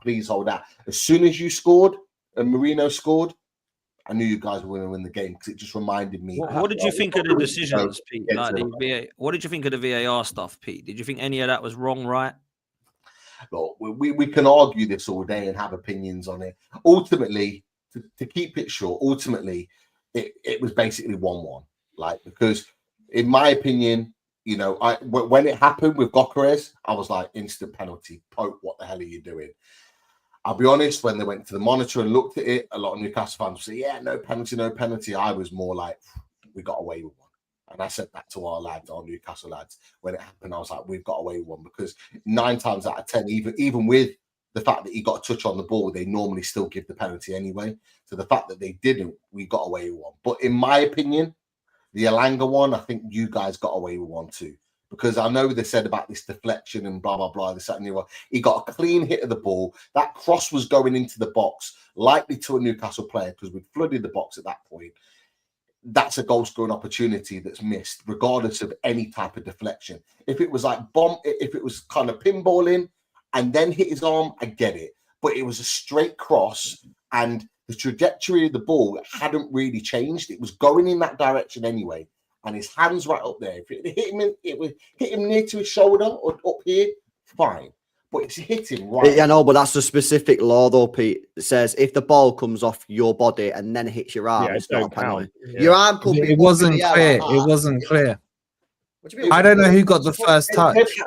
Look, with both decisions. Count his chin, didn't it? No, it looked like Gabriel played it onto Elanga. If you look at it as well, and then off Elanga onto his hand, the touch was so close. I The don't clip know that how I've they seen. separate it. No, the clip It that hit I've seen. Gabriel's shin. Elanga crossed it in. It hit Gabriel's foot, and then it went onto his arm. That's But not a penalty. the point that I'm making, the point that I make on this is that with both decisions, the fact that they're having to slow it down to its lowest point, it's nonsense. stop. The whole thing's shocking. Let's be honest. I tell you what I seen last night. Yeah, this is proper weird. Yeah, but I was watching the under-20s World Cup. Yeah, and they had last night Argentina. They had an appeal system. So basically, in the game, right, and they were trialing it out. No, football. No, but like tennis though, where you can challenge. Yeah. So basically, like, each team gets 2 VAR appeals, right? And the manager puts in an appeal if they think the decision's wrong. And then like you basically got a card, and I think you just throw the card on the floor or something, and then like the fourth official will tell the ref will stop the game and go to the monitor. You get 2 officials. And if you win your appeal, you keep your card. And if you lose it, you lose one and you get 2 appeals. Argentina appealed 2 within 20 minutes, lost them both. And then it was out of appeals after 20 minutes. So I don't know. Obviously, that's something that they're looking at. They're trialing it. They're trialing it at the moment with the World Cup. So All they need to do, like, let's not even debate these anymore, the VAR stuff, because some will say yes, some will say no.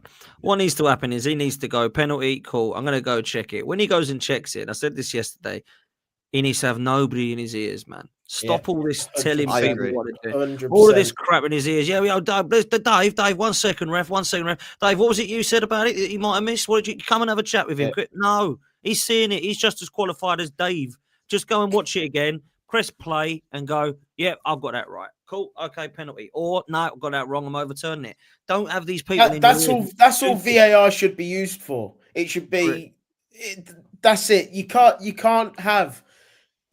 They say that they don't want to re-referee the game, but with all of this going on in his ear, it's re-refereeing the game. I think this has happened. I think this has happened. I think this has happened. You go over to that. You're looking for that then, and obviously when you're looking for something, you see something. So that's facts, but that's because Billy, they lied. Because when they brought it in, they said we're only going to do it for clear and obvious errors. They do it for every decision. They should not be going to VAR that penalty. I'm sorry. No, that wasn't a bad decision. Like on field, I don't think anyone would have complained if that got. It wasn't a clear and obvious error. No, exactly. And that's why no one likes it, because they just lied. They said it was clear and obvious, and it wasn't clear. Without VAR, both of them get given as penalties. Yeah.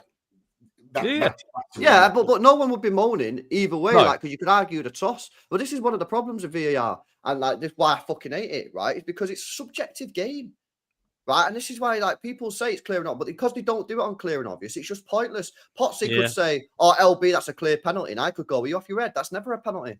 Well, but that's because the rules are so unclear. Like you could ask 10 refs. No, for tackles though. For tackles, like red cards and that, you can get one guy who says it's a great challenge. You get another guy who says that's a dirty bastard. It's a red card. Yeah, but I'd solved the VAR issue 2-3 years ago, and it's good to see they are finally taking my advice. What they should do is what you said they did in the under-20s, LB. 2 decisions for managers, and then no VAR at all, apart from goal line technology, for example. And semi-automatic offside. There should be no intervention, and it's down to the manager or their team to decide on the 2 they want. Now, you can argue they might use it to slow the game down near the end, chuck one in for the sake of it. You see that happening in cricket and what have you. But that takes VAR completely out of the equation. So if you didn't like the decision, then it's your manager who didn't appeal the decision. It takes the refs out of it. And by the way, this still doesn't solve the issue, because I saw it last week when Forest played Real Betis in Europe. The standard of the refereeing is so much better in European football at World Cups, way better at Euros. It's so much quicker. I didn't really have. I'll look for anything to argue over with the refs. I didn't have anything with them in Europe, and you see that in the World Cups. When are the only controversial decisions in the World Cup? When it's the English Premier League referee. Well, England did that. Was it the last one that England had no referees? Thank God for that. Yeah, Thank God for yeah. that, 'cause they're all there shy. was none. That's There mad. was innit? no English referees in the last tournament. Because they all rely on VAR. They're all not shit. watching the game for not themselves repping the anymore. What they're doing, they're hiding behind VAR. Like some of them now are literally just waiting for the noise in their ear before. Well, yeah, but it's a safety blanket, Pete. That's the thing. They don't need to make the decision. They just won't make the decision, and they'll let the VAR do it for them. This is my point, and this is why they're not good referees. Is because when they have to make a decision, they can't. Yeah, They they rely bottle it. on They bottle it, VAR bro. to save the They game. bottle it. They go, nah, I'm gonna make the decision. I'll just play on, Yeah. and then the guy can just tell me. You know what I mean? And speaking Bottle of it. bustling, yeah, I've just looked at the time and I've realized Charlie sat here for an hour and 10 minutes getting away with murder himself.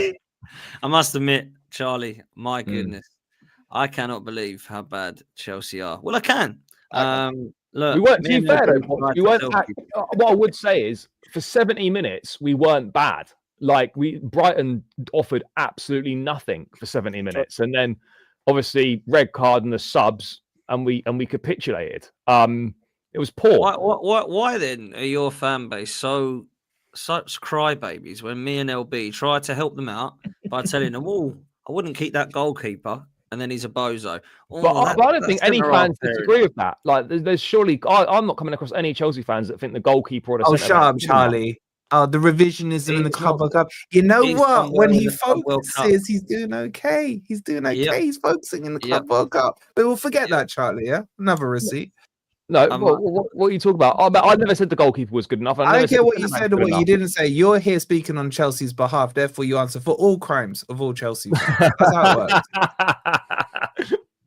No, but the annoying thing is that it's another self-inflicted defeat. That's the biggest disappointment. Is that in the games that we've lost this season, we've not been outplayed in any of them. We've not played particularly well in games. That's facts. But I've not left a game where I thought, shit, we got absolutely battered in this game, or we got taken apart. All the defeats have been self-inflicted. All the drop points self-inflicted, and this is the most annoying thing. Yes, the manager's subs at 10 men for the United game and the Brighton game, and the way that he managed the situation at 10 men was unacceptable and nowhere near good enough. And he's got to learn from that. But we cannot keep making mistakes every single week in, week out. Whatever player it is, mistake, just gifting goals to the opposition. Wirtz will get his first goal or assist next week when we play Liverpool Saturday night. I love Guaranteed. it. Don said this as well. Why Guaranteed. is that? Why? Because whatever happens, we seem to be just the gift that keeps on giving. It's just like a charity FC. I love this, mate. I love this Potsy, mate. I can't lie, bro. We told them before a ball was kicked. Yeah, they were laughing at us. They were mocking us. They were insulting us. Yeah, I got all the receipts, mate. Yeah, because I knew I was going to be right. And it took match day 6, and now they're throwing in the towel. Wirtz is going to get his first goal against us next week. Yeah, blaming the manager. Yeah, the manager was poor in the last 2 games. But the manager is not the fundamental reason why. No, the season it's a quality issue. There's 2 reasons. Yeah, there's a I told quality you this issue. in the summer. You didn't have But it. you didn't need to tell me that. But I knew that. I agreed with it. I knew that there was a quality issue in the summer. But there was a lot of fans that I've said this loads. Said it after the game on Saturday. Said it on my own channel and stuff. There were people that deluded themselves into thinking that the transfer window was a 7 or 8 out of 10. It is madness, absolute madness. You were one of. Why do you think you were? No, I wasn't one of them. No, But you did because you. Yeah. Why did you think that you were going to be in a title race if that transfer window was so bad? That doesn't make sense. So you put yourself. He's inferring it was a good transfer window. Yeah. No, I never inferred it was a good transfer window. You're now saying your transfer window was bad. No, but I never said it was good. I never said it was good. But we improved the squad in terms of we got better squad options than we had last season. And in terms of the first 11, yeah, Joao Pedro's made the first 11 better, but no other players that have come in have made the first 11 any better. Bro, I told you this and you said, "Oh, still be in a title race." Well, look, maybe that's now looking a bit difficult. But where's that chest gone, Charlie?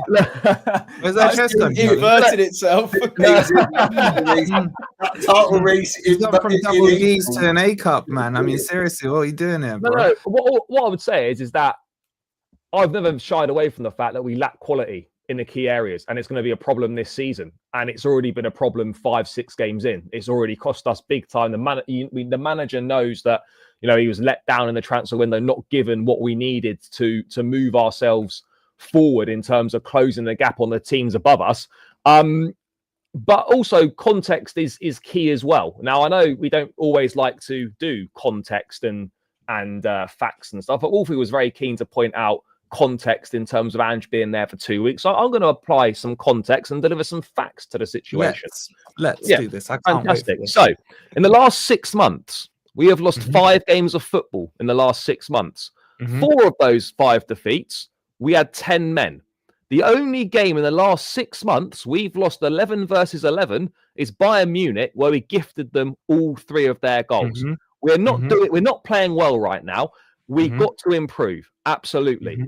But to suggest that we're in some sort of crisis or that everything's falling apart is wide of the mark. Yes, we should have probably 5 more points. We should have held on against Brentford, and we should have beaten Man United. Or we should have beaten Brighton as well, by the way.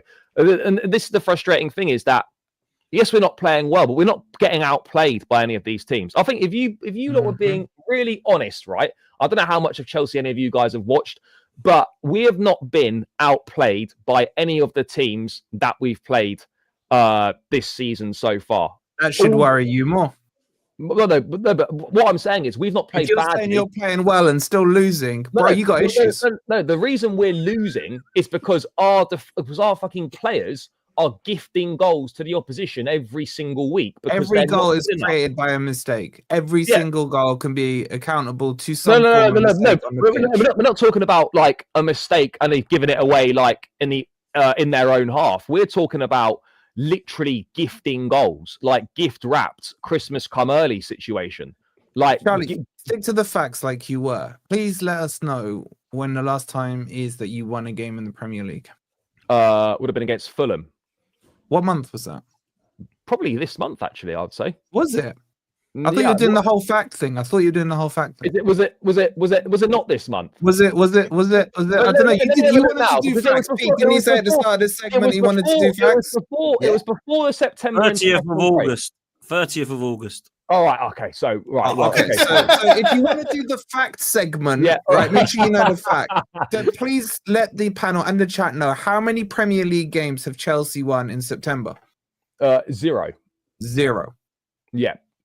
0.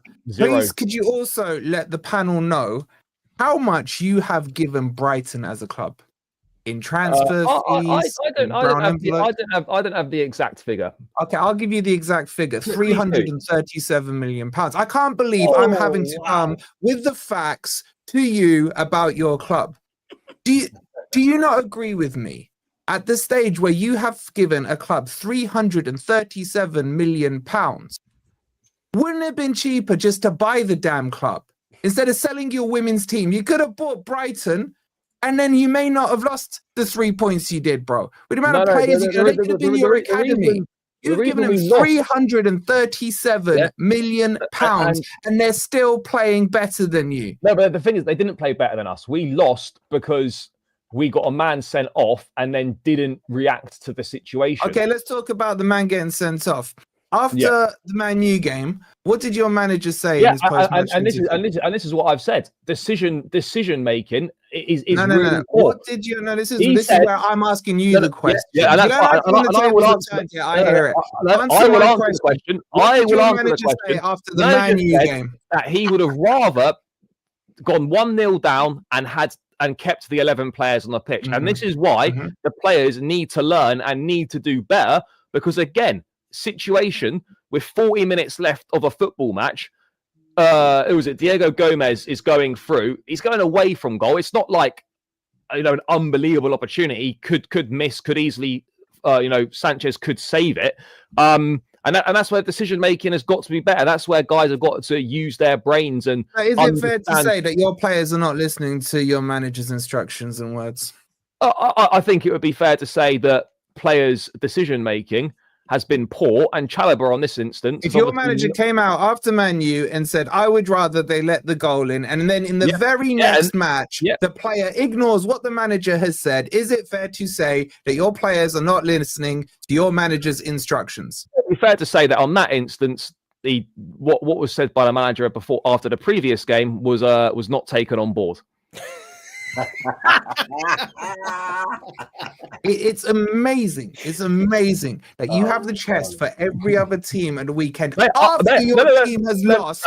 After your team has lost, by the way, and you have the audacity to be messaging, I don't know, Dan and me and whoever else lost and what have you. When you have a manager who can't control your players, he can't control your players.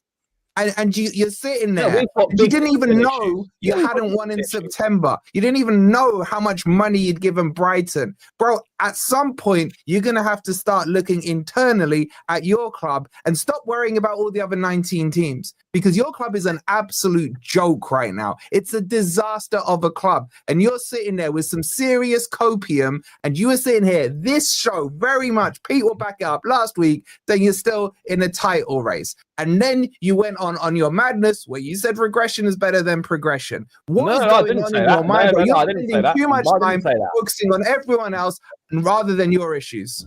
But what I would like to say, you said I'm an absolute joke, but my club has got more trophies than all of your clubs in the last 6 months. Okay, cool. So this trophy collecting club, what trophies are you winning this season? Because it should be light work. We're going to win we'll win a domestic cup this season. It'll be a Carabao. So we're going to regurgitate last week's conversation. No. You're asking me what trophies I'm going to win. And I'm telling you, we'll win one of the Carabao or the FA Cup. That's my answer. Okay, so let's say you win the Carabao Cup. Is that a better or worse season? I don't think we'll win the Champions League. No. Carabao Cup this season, is that better or worse than last year? Bearing in mind you spent another, how much this summer? By the way, I'm not saying that a Carabao Cup is better than last season. You're purely asking me what trophy. How much did you spend this summer? How much did you spend this summer? Well, if we're doing a net spend thing, virtually nothing. I didn't ask you net spend. I said, how much did you spend this summer? Don't do that. We're doing the proper maths here. How much money? How much money did you spend, Charlie? I don't think it's that difficult. I think we spent about 300 million. 300 million to win a Carabao Cup, which you probably won't even win. You are a fucking joke. No, we're still in it. Like, seriously. No. Like, seriously. You've gone from champions of the world, Europa Conference League. Let's spend a further 300 million to win the trophy that would qualify us for the one we won last year. That makes sense. No. You're asking me what trophy I think we're going to win this season, and I'm telling you, I'm not saying that that's a good season or that's like progression or anything. All I'm saying is it regression? Well, it depends where we finish in the league, and it depends if we win anything else. If we finished fourth with a Carabao Cup, then because we finished fourth last season with 2 trophies, fourth with 1 trophy is not as good as fourth with 2 trophies. So yes, by definition, that would be a regression on last season because we would have 1 less trophy than the season before. Yet you're sitting here telling us your expectations is a domestic cup with 300 more million. No. I never said no. This is the bit you're missing. I didn't say that. You think you'll win? Because when Wolfie asked the question about Carabao Cup or what trophy you'll win, you said Carabao Cup, but you wouldn't put your hat in the ring for Premier League, Champions League. We're not winning the Premier League. That's so are you winning the Champions League then? Highly unlikely. So Wolfie's point is valid. You're saying you win one of the domestic trophies, which goes back to Wolfie's point. That's all you're going to win with a £300 million spend this summer. That point is valid to what Wolfie's trying to say. Now, come on, that isn't good enough. I've told you about your standards and where you should be. Now you're the one saying that you're the one saying now that you're not going to be in the title race, that you're not going to win the Champions League, that you're not going to win the Premier League. Like already, I never said we were going to win the Premier League. Your mic's gone quiet, Charlie. Or you said you was going to compete, though. You said you'd compete. By the way, we could still compete. I never said we're going to win the Premier League. We could still compete. Are you in more of a top 4 race, though, Charlie, or are you going for a title race still? Look, obviously, with the start we've had, you would say that it's probably looking more like a a race for fourth, possibly third if we fix up. Title race is looking like, pushing a Liverpool or a City or an Arsenal is looking a bit difficult right now. But it is 6 games. Things can change very quickly in football. I'm not going to sit here and say, 1000%, there's absolutely no chance we can get ourselves together and finish third. We should be challenging for the title with the money spent and the investment in the squad over the last 3 years. But not unfortunately, the situation is that we have not bought good enough players to move ourselves further up the table. We haven't bought good enough players, and Which is so what I've been saying. I've agreed with you. I've agreed. I've been saying it all summer. We should haven't have agreed with but the problem is, you might have been saying it, but then you still were saying that you'd still be in a title race. Correct. I told you on week 1 of this show, you wouldn't be within 15 points of whoever wins the title. You said you would, yeah. Because you laughed as well, LB. And you laughed. You laughed, bro. And I got cut for the Chelsea fans, and they're realizing that you spent £300 million in the summer on shit. How on earth you bought £300 million worth of player, and the only player that's come straight into your first 11 is João Pedro, and even he's not like elite level, even though he's decent.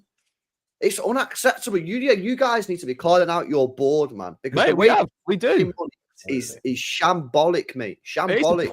It's a poor £100 million on kittens and Garnacho, bro, and neither of them even got on at Old Trafford, mate. Can you believe that? Hato as well. Unbelievable, And I see these Chelsea fans talking about wage structure, and they've gone and spent £100 million on 2 wingers that can't even get on the pitch. I'm sorry, that Gittins buy is ridiculous. Gittins, I never wanted Gittins in the first place. The fee that you paid for him and the fact that you bought him and literally just discarded him when he was actually starting to develop as a player at Dortmund is just. He wasn't. Classic Chelsea. You just hoard players for the sake of it. You buy players to stop other teams buying players. You don't even want them, and then you'll just bench them. They'll end up getting a loan. Like, I won't be surprised if Gittins is on loan somewhere by January time in the window because he's not playing enough games. Probably Villa. And then they'll end up getting sold on again. And it's just, it's some of the players that signed this summer will be sold next summer. Your fan base will celebrate it because that's all you lot care about. Oh yes. Oh, they will. It. Oh, they will. Well, see, let me ask you. We just mentioned net spend. We were doing flat. What did you give your summer window? Sorry, say that again.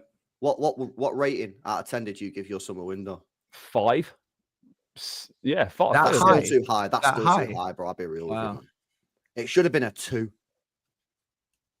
It's just mad that they've spent this much money, man. And Don was saying it last night. We got as many injuries as Sunderland and all this. I'm like, you spent nearly $2 billion. It's because Potsy, rather than accepting that they were wrong and that we were right, they're now using excuses. Oh, we're getting red cards. Oh, Maresca's making stupid subs. Oh, we're getting unlucky. Oh, blah, blah, blah, blah, blah, blah, blah. Because they can't. It's difficult, right, for a man to look himself in the mirror and go, you know what? I was wrong.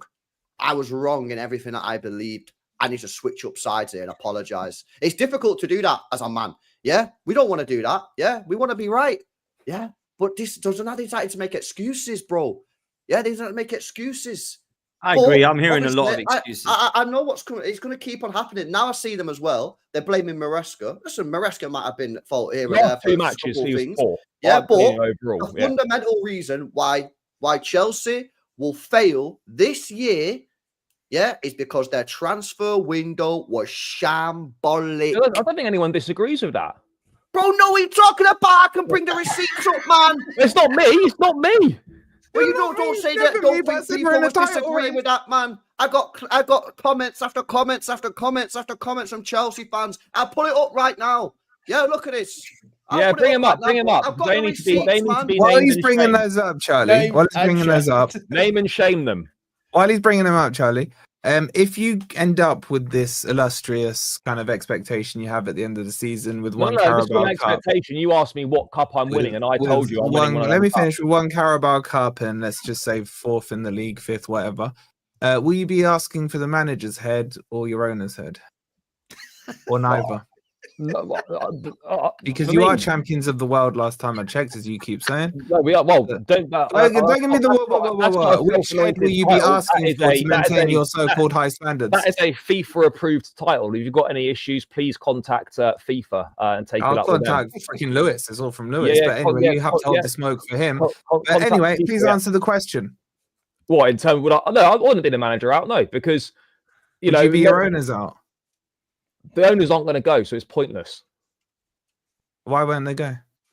Because they've literally bought the club 3 years ago and they're not bothered about what the fans think. So at the end of the day, you disappoint me again, where you're doing the But factual the statement. You do know your owners can't sell. You know your owners can't sell their majority stake for 10 years. You do know that, yeah?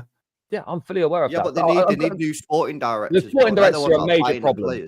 Yeah, Charlie, let me bring some of the comments up here. Yeah, this guy called Bear Hair Dad Bass. LB is so rattled by Chelsea, it's hilarious. Texas Blue, shout out Texas Blue, he's a good guy, yeah. He says, love LB, but he's clearly rattled by how good Chelsea have become. Got another one here. Chelsea Southwest 6. What a total mug, LB. Oh, we got more as well. Let me just have a look at this one. LB, is there a Blue Brothers CFC comment in there somewhere? No. I got another one here. You won't find that. I got another one here from Vern187. So tired of JB or BJ, whatever his name is, speak on Chelsea. It's the same stuff over and over. Now I just fast forward his takes. David Kitts, lol, the chat on Chelsea is nonsense by two people who just waffle. C Ponce, I can't. Oh, this is the best one. I chat. Listen to this one. You're gonna love this one. Yeah, this is unbelievable. Listen to this one, boys. This is from a guy called C Ponce 7. I can't believe LB can't see what Chelsea are building. It's mad. Acting like City and Liverpool came out of nowhere. Chelsea are literally emulating City and Liverpool. What are you talking about, bro? Wait, did you say his name was Ponce? The delusion is off the charts, man. I love that, LB. I love that, man. I used to get that every Tuesday on Straight Facts. Me and LB used to get this every show. Chelsea rattled. Proper fucking LB, what was the name of that last comment again? C Ponce. With a P or an N? Sorry, that sounds like a Charlie, man. Yeah. That sounds like a Charlie comment now. No, it's not me. I got loads of them. I got loads more, man. Because at the end of the season, I'm just gonna wind these Chelsea fans up the whole season, man. And you know what's mad as well? There's like a very small section of Chelsea fans who actually like me because they agree with what I'm saying. Because they know I'm not rattled by Chelsea. Porto doesn't. I'm more bothered that we got beat off Wigan in the FA Cup final than I am against Chelsea. I'm more pissed off that Pep dropped Rodri for that game. For some reason, a lot of Chelsea fans just think I'm rattled. I'm not rattled. I just give my opinion. They don't like it. Now the wheels are falling off. They're blaming everything other than what I was saying. So we'll see what happens, man. But listen, it's pretty funny. It's all part of the game, isn't it? It is, man. Listen, let me come to close it, Billy. Let me do these super chats first. Big up to Prone, by the way. Absolute legend, becoming a member and gifting 10 memberships as well. Thank you so much, my bro. I really do appreciate that. Big time. Emmanuel says, Wolfie, Nuno's about to get a result. Any words? Better thank Ange. You're not winning, though. It's 1-1, right? 1-1. Yeah. Yeah, that's 1-1. Let's see. I love this, by the way. Henderson joined Liverpool at 20 and won his first league at 30. Why does Rice have to win it in 3 years? Or he'll be a poor man's Henderson. Well said, user. Well said. Hey, Rice has done more. He's done more Muller Rice adverts and he's won trophies at Arsenal. He has at the moment, mate. He has at the moment. Again, the chest coming back out. Shall I pull out some more stats? Seriously. How old is Rice, by the way? How old is he? 26. 26. Oh, okay. Yeah. Farah, just wanted to say to all the Monday shows, this one always delivers in terms of banner analysis and Wolfie's delusions. Much love from Canada. Big up to you, bro. Really appreciate that. Thank you so much. Bro, that's that a girl, means bro. That's a my lot. sister's now. I've already it's my sister there for a second. Farah, oh, is it your sister? Imagine if it was. It's not my sister. It's not. Oh, thank you. Imagine if it was, eh? Thank you. Reese also says, Pete, please mind the gap. Look at this. This is shameless, Pete. What's happening here, man? What We team's got- that? Sunderland, right? It's those mutants down the road. That's what Yeah, it is. it is peak, but they're actually Yeah. doing way better than you this season at the moment. Those mutants with two heads starting to get a little bit. Charlie straight back at it. He doesn't learn, man. Let him. No, have that- Seriously. Look, you know what, Wolfie, get the stats out again, man. Come on. Shall we do the stats? Yeah, Yeah. get it. We've moved on. It's time for Billy's moment in the limelight. He's got his first. Are W. Chelsea ahead of Sunderland? Are Chelsea ahead of Not how it felt. Sunderland? No, they're not. Okay, so sit down. Oh, I'm sat down. Okay, then shut up. Sit down and shut up, as the saying goes. Oh, I tell you, it's mad. Emmanuel has who's this? I'm not reading Who? that right. Got an appointment. Anaheim. Anaheim. That must be a typo. Ange, surely. is it Ange or something? I don't know what it is. I don't know. Sorry, bro, I can't understand that one. But big up for the super chat, Billy. You've been waiting patiently and rightly so for your Big dub. chill. You got, if I'm honest, Finally. Unai Emery hasn't celebrated like that in a long time. That meant a lot to him, man. 3-1. I watched a little bit of the game before ours. I was in the studio, obviously, and I see the goals. Pretty decent, mate, to be honest. A good result for you. And does this mean Villa now are back? Are your individuals back? Ollie Watkins scoring when they are scoring as well? Did Morgan Rogers play any better? What was your thoughts of it, bruv? Yeah, first half, we it took a little bit for us to get going again. Obviously, them scoring after 3 minutes didn't help. But as we got into the game, we started to grow into it a little bit, and particularly the second half, that was the Villa that we've come to know. So yeah, managed to get that win against Bologna in the Europa League. That one wasn't pretty. Took that momentum, and hopefully we can just build on this now. We've got Feyenoord on Thursday, and then Burnley at the weekend. So hopefully that could be 4 wins in 4 games. And let's just hope the snowball can keep on rolling and getting bigger and bigger and turning us into a proper force, which we've been before. Is he slightly changed the way that the position that McGinn's playing in?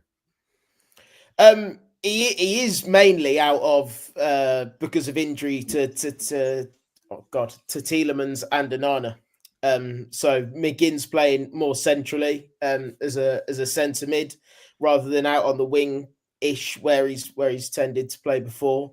And he will go straight back out there as soon as Tielemans and Onana come back. So, but he past couple of games, he's just been fantastic. A proper captain's performance at the weekend. And yeah, he's just been fantastic for us. 2 massive goals as well. So yeah, hopefully, like I say, we can just build on this and keep on getting better back to the ways that we've got so used to being, I suppose. Look, man, I've got to be honest. Unai Emery, it was starting to worry me the first few for him at Villa. But I think that you should always have faith in him because he is a top manager. However, I don't know what Villa are looking for this season. Are you looking for a trophy or are you looking for league position, Bill? Because It's got to be Europa League pot, surely. you've got to go for the Europa League, Bill, Yeah. surely. The Europa League, you kill 2 birds with 1 stone, don't you?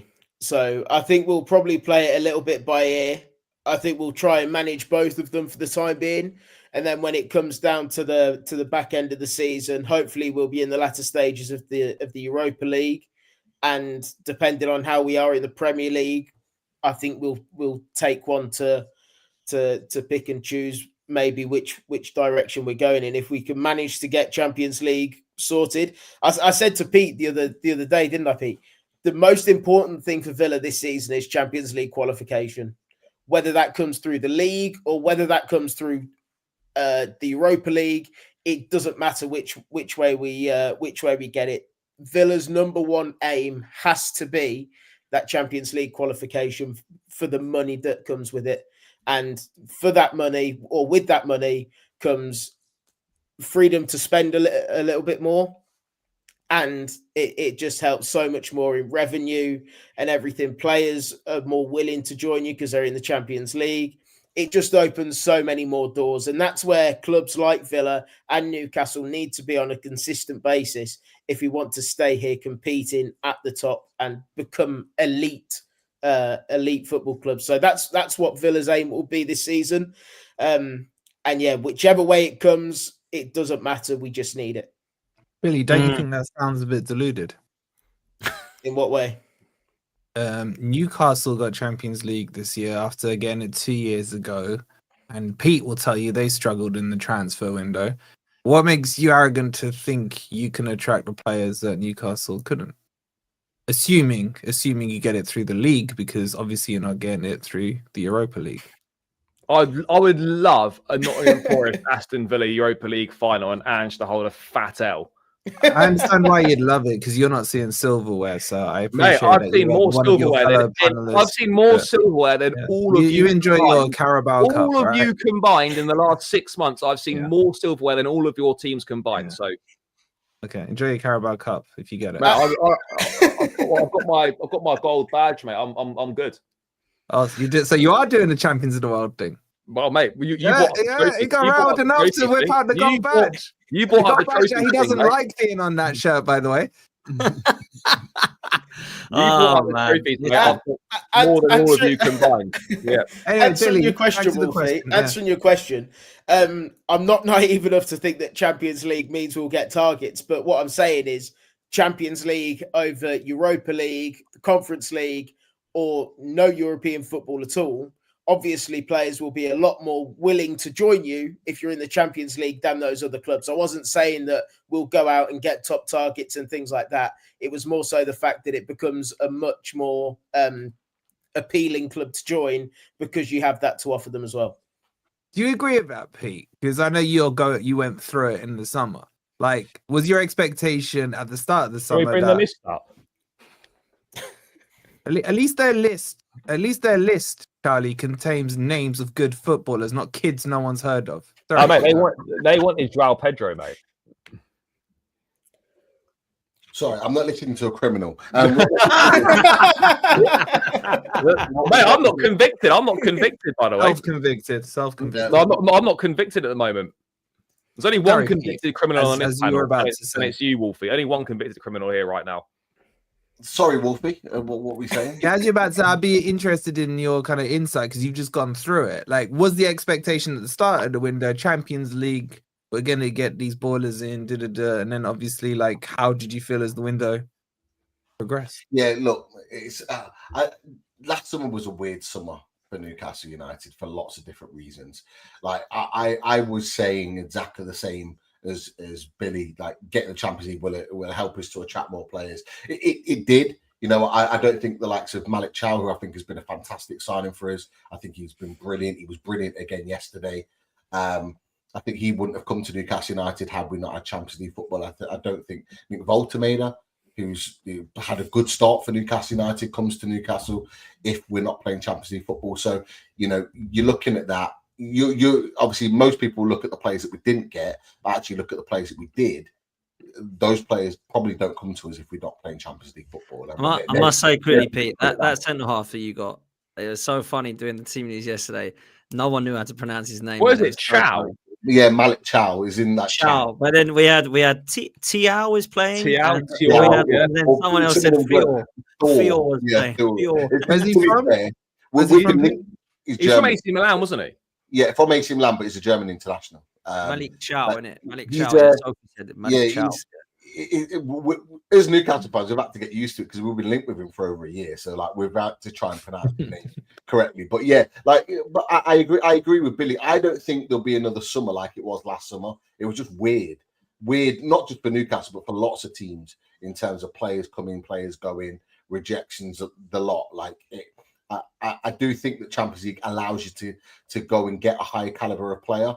Look, I'm with Billy. Like, for me, like regardless of our start to the season, we've looked good defensively. We need to score more goals. Like, but my target is still 5th. I want Champions League football again. I want to go back to back. Billy wants to get Champions League football again, 2 out the last 3 years. Like, that is the aim right there, because that does allow you to attract better players. And like Wolfie, like for you, obviously you got your issues with Ange, but as a team that at least has an owner that's aspiring to be a better team and push up the table, like that's what teams like ours should be looking for. Absolutely, that should be. So if you could have, if you're saying now, Billy, you can come 5th in the league and get Champions League, or you can win an FA Cup and come 7th. It's such a hard one to say, particularly the FA Cup, because that's the only one that my dad's not seen us win, so it means that little bit more. But the answer's a trophy, bro. Come on. The answer is a trophy, absolutely. But there's so much more with football that you have to take into account nowadays. There's so much, and it shouldn't be this way at all. It shouldn't be. That answer should be bang, immediate. There should be no hesitation whatsoever. From a fan perspective, it's definitely trophy. But from a football club perspective, Billy, why are you talking about your dad? God bless him. What trophy have you seen Villa lift? Playoffs, man. Most. Why are you bringing your poor dad into this, man? No, what I'm saying is my dad's seen Villa win everything. He's been there. He's not on the telly. He's been there in person, seen us win absolutely everything but the FA Cup. And so for me to experience that with him would mean so much more as well. Are you taking that, Billy? Are you going to take that? I don't really know where he's trying to go with it, to be honest with you. I was just wondering why you went with your dad and not your experience. I was just wondering. That's all. Sentimental, man. Keep it in the family. I hear it. Adds to my experience. Yeah. Now, for you telling Billy, fair play to you, man. It's family and memories, bro. Look, I've got to be honest. I think this Europa League is what Villa should be going all out for. I've got to be honest. Like I say, it's 2 birds with 1 stone, isn't it? So, it makes the most sense. But you got to try and get over Forest, because apparently Forest are winning it, Billy. I mean, you can kill a bird with a stone, but it ain't going to do much to a tree, bro. Super duper Ange will get them relegated. Back to back Europa Leagues for Ange. Imagine. We'll see. Can you imagine? That is the only reason, in my opinion. You do realise if that happens, everyone's getting cooked to a molecule level. What if Ange wins the Europa League? With plenty more facts for you, Charlie. So Not you, Pete. Alliance. It won't happen. It won't happen. So don't worry. It won't happen. It won't happen. Well, I mean, I would rather have Unai Emery as my manager. However, Ange is the nearest to win it. Or what's the word? He's the one who's won it last. Sorry, current holder. There we go. So, which managers won it the most out of any? Billy. Yeah. There we go. You can even beat my sister club in Lawless's competition, bro. Like, don't start. Don't start. Their manager was not Ange. Okay. We'll see. I'm looking forward to this Europa League. I'm looking forward to the Conference League, see if Palace win it, which I think they will, by the way. They should do. To, yeah. Any Premier League team should be winning the Conference League. Yeah. Facts. The Europa, I'm looking at who's going to do what out of Forest and Villa. And then obviously the Champions League is incredible for England this year. But the amount of teams that are in it, Spurs, Newcastle, Chelsea, Arsenal, Liverpool, City, it's going to be mad. Who are you playing this week in the Champions League, Arsenal? We have got Olympiacos. Oh, yeah. Don't lose butts. Don't lose butts. I'd try not to, man. At Emirates. At the Emirates. They dumped you out, didn't they? They dumped you out of Europa League. They dumped us out of the Europa back in 2019, 2020. Was that under Unai? No, it was Arteta's first season. Marinakis will be there, Pods. I'm sure he will, man. I've got to do box to box tomorrow because Turkish can't on FTV with Olympiacos fan. I'm actually looking quite forward to it, so that'd be quite good. Gate 7 boys. I'll let you know who it is. I'll have to search. They're good guys if it's them. If it is them. Up on your knowledge, Pots, got some Greek lingo in.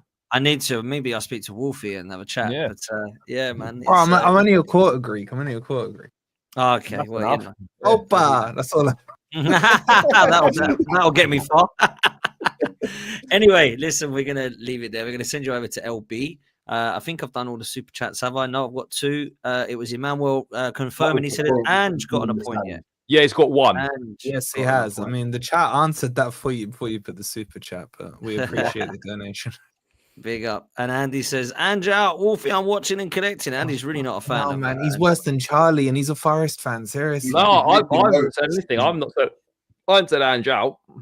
Andy's making notes of everything Wolfie's saying. He's keeping He's following Every every stream. stream I'm on, man. He's following me Big- around. He is loving you. Big Big receipts are being smiles. collected. Serious receipts are being collected. Wolfie, you better watch out that Andy and Charlie don't become best friends. Because There's a big paper. There's a big paper trail, and when it all ends in shit, it's You coming would out. know about paper trails when you handed yourselves in. I hear it. criminal, I hear it. criminal. Yeah. Listen, people, we're going to get out of here. Legends, make sure you're following Billy, please, people. AV Billy on YouTube and social media. You've got Charlie, Blue Brother CFC. Make sure you're showing him some love. Wolfie at Forest Fan TV. We've got Pete over at Loaded Mag UFC as well. And it's LB. We're going to send you over there. Now go show him some love and spam the chat with Dan Potts Raid. And we will see you next time. Take it easy, people. We're out of here.